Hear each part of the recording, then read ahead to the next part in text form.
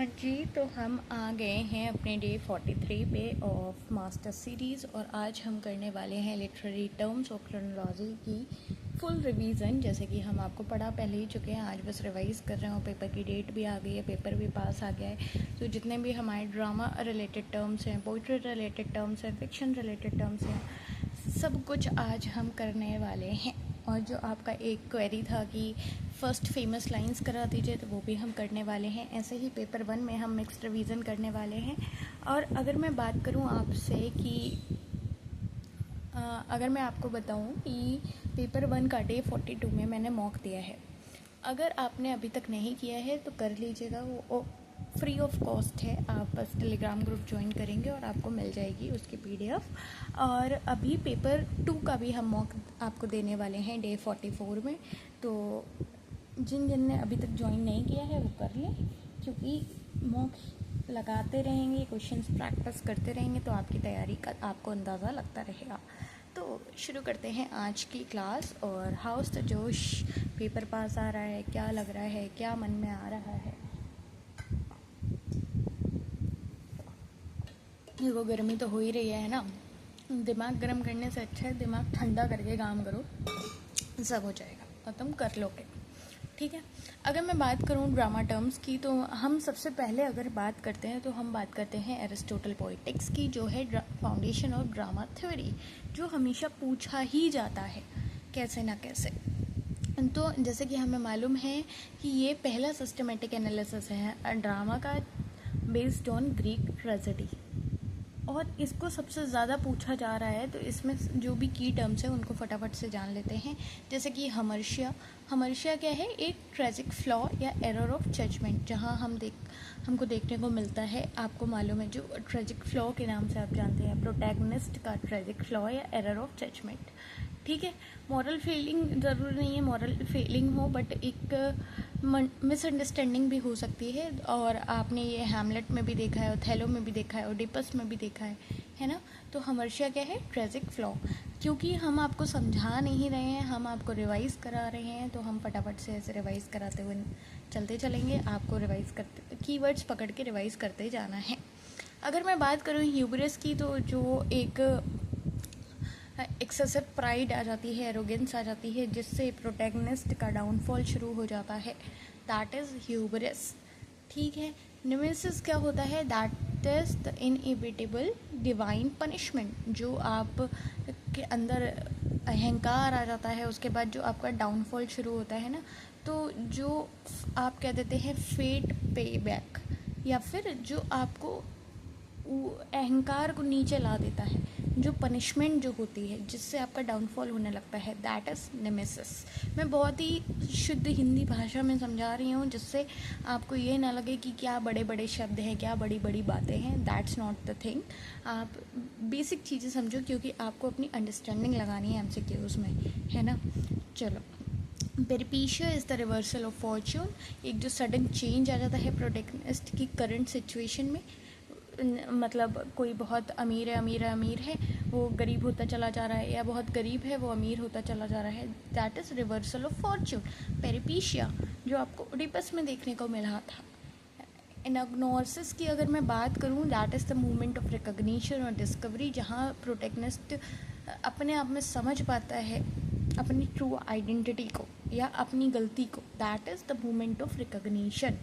ऐसे करके आप फटाफट से रिवाइज़ करते चलो। आपको अगर कॉन्टेक्स्ट देखना है लिटरेरी टर्म में, तो आप मतलब आपके सिलेबस में किससे क्या चीज़ मैच कर रही है, तो यहाँ आपके लिए वो भी लिखा हुआ है।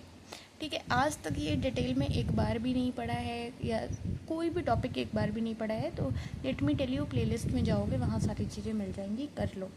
ठीक है, कैथारसिस की अगर मैं बात करूँ, तो आपको मालूम है that is the emotional purgation, purification experienced by the audience watching tragedy. ये तो ऑलमोस्ट जो भी बच्चा नेट में बैठ रहा होता है उसके तो दिमाग में कैथारसिस तो होता ही होता है ना। That's is the release of pity and fear through emotional engagement.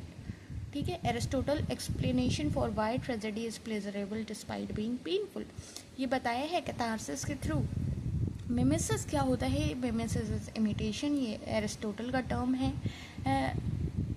और for what art does imitation of life बोला गया है लिटरेचर को, एक नेगेटिव सेंस में नहीं बल्कि इसको बहुत ही ज़्यादा वैल्यू किया है। देखो अगर मैं बात करूँ प्लेटो की, उनको तो पोइट्री पसंद नहीं है ना, बट एरिस्टोटल रिवाइव्ड इट और उन्होंने ड्रामे में बताया कि कैसे मिमेसिस ऑफ ह्यूमन एक्शन हो रहा है, पोइट्री में कैसे मिमेसिस इन वर्ड्स हो रहा है, इमिटेशन हो रहा है। ये नेगेटिव सेंस में बिल्कुल नहीं है।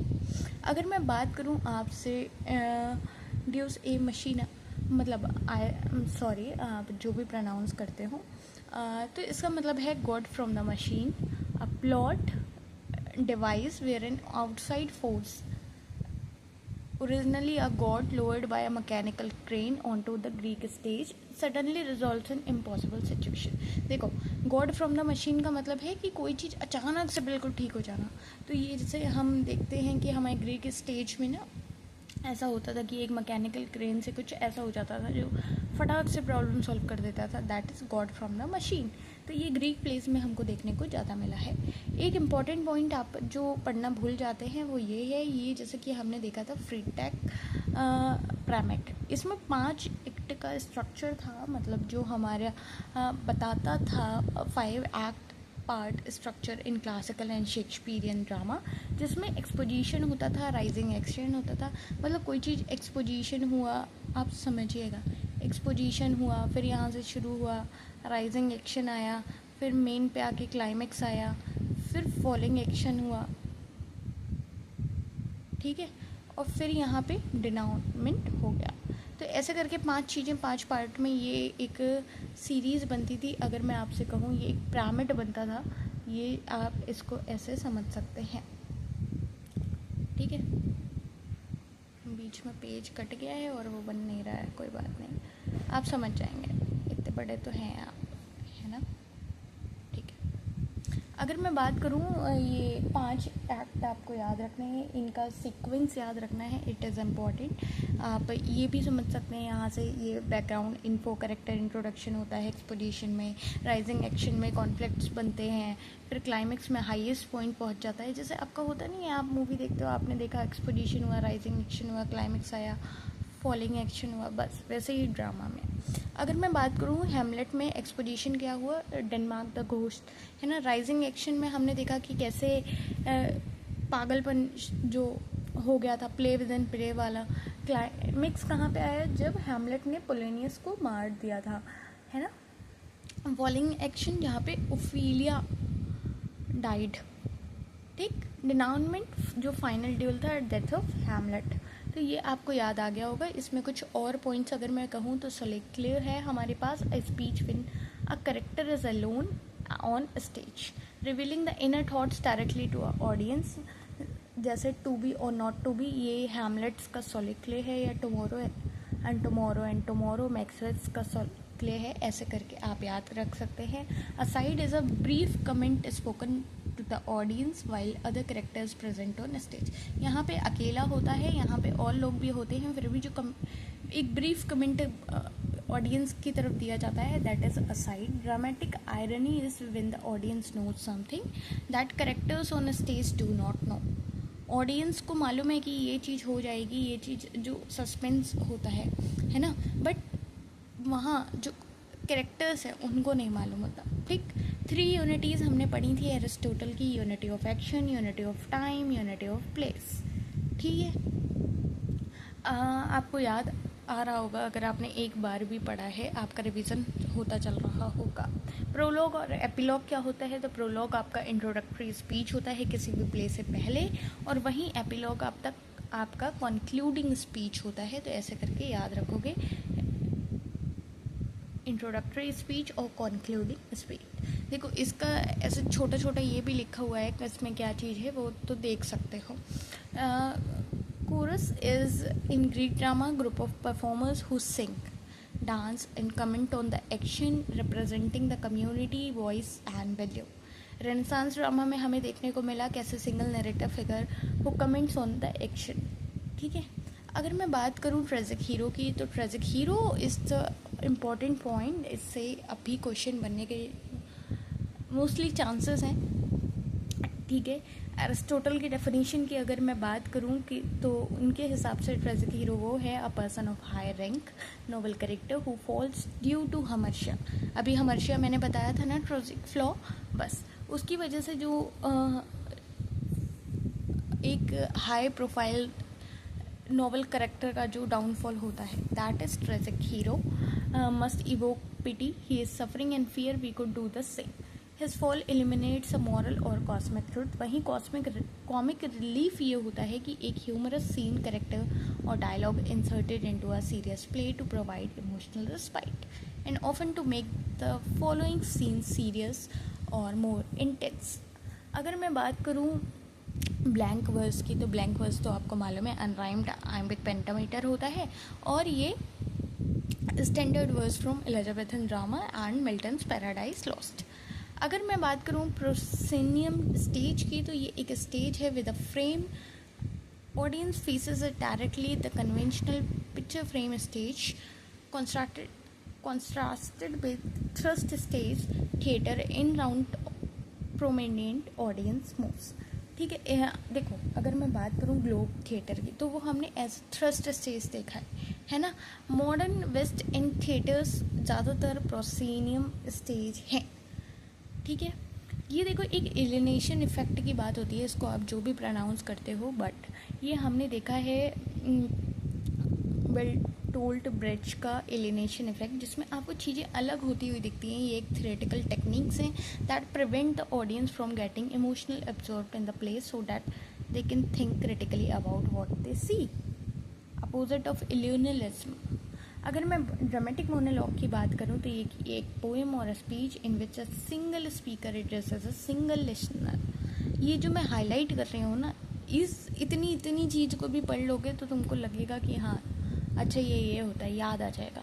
अगर मैं ये देखो 10 मिनट में हमने अपना ड्रामा वाला सारा कंप्लीट कर लिया, अब हम अगले 10 मिनट में पोइट्री वाला कंप्लीट करते हैं। अगर मैं बात करूँ पोइट्री में, तो इसमें ज़्यादा टाइम नहीं लगेगा। अगर मैं बात करूँ पोइट्री में, तो हमने सबसे पहले पढ़ा है आइम्ब फुट नेम हमने क्या पढ़ा है, आइम्बिक, ठीक है। इसमें क्या पैटर्न होता है कि पहले अनस्ट्रेस्ड होता है, फिर स्ट्रेस्ड होता है, ड डम। आइम में क्या होता है, डा डम होता है, डा डम अगेन बिकॉज, है ना। तो इसमें अगर 5 का सेट होता है तो आइम्बिक पेंटामीटर हो जाता है, अगर 6 का सेट होता है तो हेक्सामीटर हो जाता है ना। अगर मैं बात करूं आइम्ब, तो आपको समझ में आ गया होगा डा डम। इसी का अपोजिट होता है ट्रोके, दैट इज डम डा, जिसमें स्ट्रेच पहले होता है, अनस्ट्रेस्ड बाद में होता है। तो ऐसे करके याद रखो, दा डम डा डम डा डम आइम्ब, डम डा ट्रोके, डम डा डा मतलब पहले स्ट्रेस, दम में तुम दम लगा रहे हो, स्ट्रेस दे रहे हो, है ना। तो दम दा दा टैक्टाइल, डम डा दा टैक्टाइल, इसको 2-4 बार बोलोगे तो याद हो जाएगा। एनापेस्ट इज डा डा डम, स्पॉन्डे इज डम डम एंड पायरेक इज डा डा, ठीक। ऐसा करके 2-4 बार बोल के देखना, ये जो जितनी चीज़ें लिखी ये पढ़ के देखना, तुम कर लोगे, हो जाएगा तुमसे, ठीक है। Monometer, dimeter, trimeter, tetrameter, pentameter, hexameter, alexandrine जहाँ 6 होता है, वहाँ हमने देखा था कि स्पेंशीरियन स्टेंजा में हमने देखा था एलेक्सेंड्रीन, हेप्टामीटर, ऑक्टामीटर, आइम्बिक पेंटामीटर, ठीक। अगर मैं सोनेट की बात करूं, तो हमारे पास सबसे पहले पेट्रार्कन सोनेट है, जिसमें हमने बात की है राइमिंग स्कीम हमने देखी है, A B B A A B B A, मतलब हमने एक वो क्या देखा है पेट्रार्कन इटालियन सोनेट में कि ऑक्टेव होता है और सस्टेट होता है। टर्न कहाँ पे आता है, सस्टेट से पहले आ जाता है, मतलब ऑक्टेव और सस्टेट के बीच में आता है। इसको किसने इंट्रोड्यूस किया है, इंग्लैंड में वैट ने, और स्पेंसर, मिल्टन, वर्ड्सवर्थ बाद में इसको बढ़ाए हैं, यूज़ किए हैं, ठीक है। ऑक्टेव में प्रॉब्लम होगी, सस्टेट में रेजोल्यूशन होगा। शेक्सपियरियन स्टेंजा में अगर मैं बात करूँ, तो इसमें 3 क्वार्ट्रेन होते हैं विद क्लोजिंग कपलेट। वोल्टा कहाँ आएगा, वोल्टा आएगा कपलेट से पहले, और इसको क्रिएट किया है सरे ने, ना कि शेक्सपियर ने, परफेक्टेड बाय शेक्सपियर, ठीक है। कपलेट क्या है, पिथी, समरी और ट्विस्ट। स्पेंशियन स्टिंजा जो एडमंड स्पेंसर से रिलेटेड है और आपको देखने को मिल रहा है फेरी क्वीन में 3 interlocked quatrains with a couplet creates tighter interlocking. अगर मैं बात करूँ मिल्टोनिक स्टिंजा की तो ये पेट्रार्कन की तरह है, लेकिन मिल्टन का जो तरीका है वो ये है कि कॉन्टिन्यूसली पास द ऑक्टेव सस्टेस बाउंडली, कोई ऐसा नहीं है कि पॉज आएगा ही आएगा ऑक्टेव पे, वो थोड़ा सा कॉन्टिन्यूटी रख रहा है। Terza rima is a interlocking tercets 3 line stanzas, जिसमें आप इसको सोनेट नहीं कह रहे हो बट कहीं ना कहीं ये इटालियन फॉन्ट से रिलेटेड है, तो सोनेट आपको समझ में आ गया होगा 14 लाइंस के, जिसमें अलग अलग फॉर्म्स हैं। इंजर्मेंट जहाँ पे बिना पॉज के बिना फुल स्टॉप के लाइंस बस चलती जा रही हैं, कंटिन्यू करती जा रही हैं, that is enjambment. Runs over to the next line, meaning runs over to the next line, ये बात याद है। Caesura is a strong pause within a line of poetry, ठीक है, often marked by punctuation. Apostrophe जिसमें आप direct address कर रहे होते हो अब्सेंट पर्सन को, और वहीं मैं बात करूँ synecdoche, that is a figure where a part stands for whole, ठीक, like all hands on deck, समझ रहे हो, एक पार्ट जो पूरे होल के लिए डिनोट कर रहा हो। Metonymy is like substituting the name of one thing with something associated with it. Like आप अगर कह रहे हो द वाइट हाउस सेट, तो आप उसको लिंक करते रहे हो कि यूएस प्रेसिडेंट ने कहा है, ठीक है, जो चीज़ जिससे रिलेटेड है आप उसको कह दे रहे हो। Like the pen is mightier than the sword, तो पेन और सॉर्ड की बात हुई है, ना कि राइटिंग की, है ना। तो उन्होंने मेटोनॉमी अगर है तो आप क्या कह रहे हो, writing is more powerful than military force. तो मेटोनॉमी आपको समझ में आ गया। ऑक्सीमोरॉन में तो आपको मालूम ही है, 2 कंट्राडिक्टरी टर्म्स होते हैं जिनको एक साथ हम रख देते हैं to create a paradoxical effect. और वहीं अगर मैं बात करूँ एनाफोरा, तो ये रिपीटेशन होता है सेम वर्ड का या फ्रेज का at the beginning of successive line, like I have a dream, I have a dream, I have a dream, है ना। या फिर विटमिन का I celebrate my self and Singh my self. तो ये वाले जो लाइन है, repetition of the same word, that is anaphora. Paradox एक सेल्फ कॉन्ट्रोडिक्टरी स्टेटमेंट होता है जहाँ पे एक डीपर ट्रुथ रिवील हो रहा होता है। एपिस्ट्रोफे या एपिफोरा की अगर मैं बात करूँ तो ये रिपीटेशन एंड में होता है of the successive clauses A line. Anaphora में स्टार्टिंग में हो रहा है, एपिफोरा में लास्ट में हो रहा है, एलिट्रेशन में सेम कॉन्सोनेंट साउंड रिपीट हो रही है, और वहीं एसोनेंस में सेम वावल साउंड रिपीट होती है। एल्गी में आप जानते हो आप पोएम ऑफ मॉर्निंग। अगर मैं बात करूँ पेस्टोरल, तो pastoral is the poetry of pros set in idealised rural natural world inhabited bye shepherds, है ना। आपने एपिक भी पढ़ा है, पेस्टोरल भी पढ़ा है, एल्गी भी पढ़ा है, ओड भी पढ़ा है, ये आप इतना सारा सिलेबस में पढ़ते आ रहे हो तो मुझे लगता नहीं है अब आपको बार बार समझने की ज़रूरत है ना। ओड 3 टाइप की याद रखिएगा अगर अभी तक याद नहीं है, Pindaric, Horatian and irregular romantic ode, ठीक है। Villanelle is a 19 line poem with 5 tercets and a final quatrain. Villanelle क्या है, एक 19 लाइन पोएम है विद 5 टर्सेट्स 1 फाइनल क्वाट्रेन, जहाँ आप 2 rhyme sound throughout use कर रहे हैं। 2 lines repeat as reference throughout, ठीक। जैसे do not go gentle into that good night, किस किसने पढ़ा है, नहीं पढ़ा है, ज़रा एक बार कमेंट डाउन करके बताओ किस किसने पढ़ा है। Haiku is a Japanese 3 line poem जिसमें आपको 5-7-5 सिलेबल का कॉम्बिनेशन देखने को मिलता है। Traditionally captures movement in nature and a sudden insight, celebrated for what it's omit. अगर मैं फ़िक्शन की बात करूं तो जैसे कि हमने 10 मिनट में अपना पोइट्री देख लिया, 10 मिनट में हमने ड्रामा देख लिया, तो 10 मिनट में हम अपना फ़िक्शन देख लेते हैं। तो फ़िक्शन में अगर और नैरेटिव टर्म जितने जितने होते हैं वो सारे देख लेते हैं। तो बिल्डिंग्सरोमन हमारे सबसे पहले आते हैं, जिसमें हमें देखने को मिलता है नोवेल ऑफ फॉर्मेशन, जहाँ आप कमिंग ऑफ स्टेज, मतलब आपको एक स्टार्टिंग से एंडिंग तक का एक यंग प्रोटैगनिस्ट का साइकोलॉजिकल, मोरल और सोशल ग्रोथ देखने को मिलती है from youth to maturity, that is a novel of formation. Kunstlerroman की अगर मैं बात करूं तो ये एक सब टाइप है बिल्डिंग्सरोमन का, और tracing the development of an artist. यहाँ प्रोटैगनिस्ट की बात हो रही है, यहाँ आर्टिस्ट की बात हो रही है। Their growing consciousness of their vocation and the challenges of artistic life, इस पे ध्यान देना है। एपिस्टोलरी नॉवल क्या होते हैं? ये एक टाइप के नॉवल होते हैं जो एंटायरली लेटर्स या डायरी एंट्रीज के थ्रू बताए जाएं, लिखे जाएं, ठीक है। एंड जैसे रिचार्डसन का पेमेला 1740 का बहुत इंपॉर्टेंट है, ये फर्स्ट ग्रेड एपिस्टोलरी नॉवल है। गॉथिक नॉवल हमने देखा है जहाँ पे एक डार्क एटमॉस्फेयर होता है, सुपरनेचुरल मिस्टीरियस एलिमेंट्स होते हैं, डिकेइंग सेटिंग्स, साइकोलॉजिकल टेरर्स, डरावने वाले जो गॉथिक होते हैं वो।